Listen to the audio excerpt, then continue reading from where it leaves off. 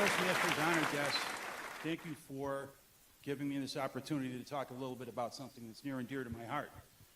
I have the directive from my wife to come out and spread the word that marriage, thank you, that marriage can be a good thing. Give you a little bit about my qualifications. Again, 32 years now, 4 children, 2 grandchildren, soon to be 3. We've managed to go through all of the trials and tribulations, including working separate shifts, surviving an entire career as a police officer, with, as I was told, over a 90% divorce rate. Some people skew that by having marriage, divorce. But still, it can be a pretty tough thing. We've survived being a Kevlar survivor. We've survived cancer. We've survived a lot of those things, including 15 years with my mother-in-law living with us, which the house could not function without her. But a lot of people would view that as a challenge. The way that you approach these things is what really gets you through them and makes stuff that could be trials and tribulations for other people into things that strengthen your marriage like mortar does a brick wall. But again, brick walls are made out of bricks. They're kind of hard when you get hit with them, right? What is marriage? Well, part of the reason that I think we're so successful is because we take our view of what marriage is from our faith. It's the keystone of what we do. You might have a different faith, but I'm sure that in your own tradition and faith you have something similar. So the Catechism of the Catholic Church says that matrimony is a covenant by which a man and a woman establish between themselves a partnership for their whole life, is by its nature ordained towards the good of the spouses and the procreation and education of offspring. This covenant between baptized persons has been raised by Christ the Lord to the dignity of a sacrament. Okay, that's when we get married, we don't say, I love this person, I'm going to be with them unless they get sick. Or I love this person, I'm going to be with them for the rest of my life unless they get fat. Or unless they cheat. Okay, it's amazing. We do get to meet with young couples before they get married through a program called, it used to be called Fully Engaged. It's called Fully Engaged now. It was called something else before that. Well, it's as part of a pre-Cana, but it's not. We do give a practical talk as part of pre-Cana, though. And these are a few of the tips that we give in those that we've learned through our experience. What is experience? It's the knowledge that you need right after you needed it. So you have to set your priorities, and this is true in marriage and in life. I had a hard time with this at first. My wife and my priest really gave me this. You got to, what's first in the world? What's first in your life? Number 1 is God. Number 2 is your spouse. Number 3 is your children and other family members. Number 4 is work. And number 5 is everything else. We very often in this world, in this age, get that really screwed up. We end up putting work first.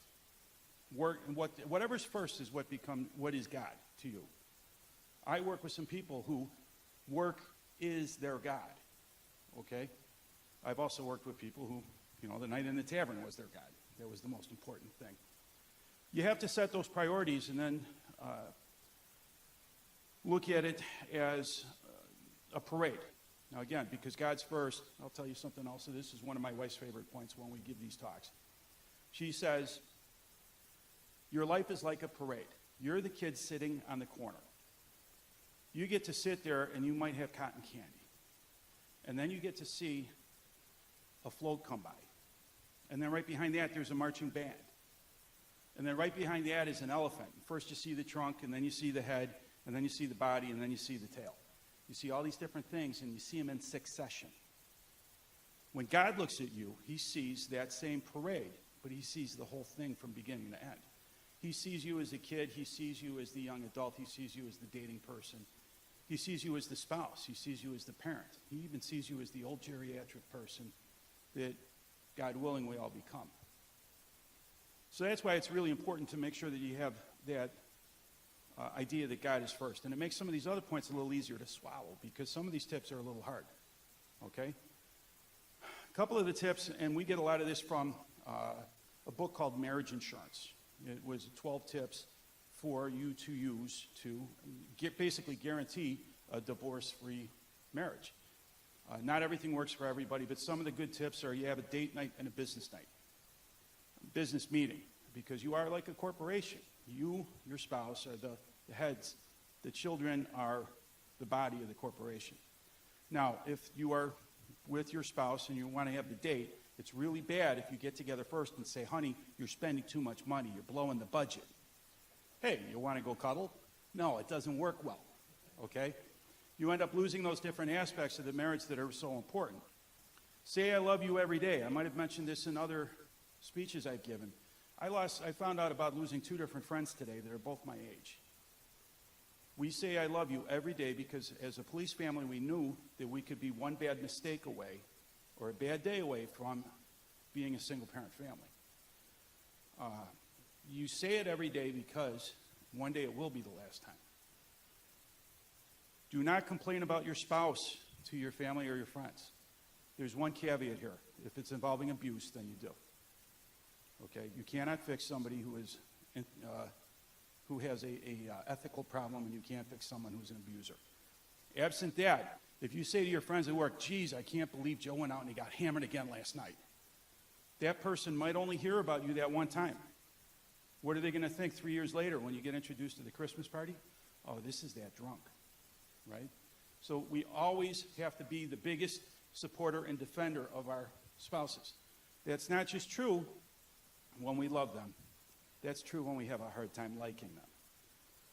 There are entire lists of more points that we have to go into, but time is limited. We usually give this talk over the course of an hour or two, and it's myself and my wife interacting while we're doing it, so I just have to close with one thing. If you don't believe in, well, 2 points. If you don't believe in the sacramental nature of marriage, then you have to listen to this anyway. If love is grand, what is a divorce? A minimum of $100,000. Okay? Take the bits from this talk and from any of the future ones we get to give and try and use it to strengthen not just your marriage but your other relationships and live in the adventure that you have, which is your privilege as you walk this earth. Fellow Toastmasters, thank you very much for the opportunity to talk to you.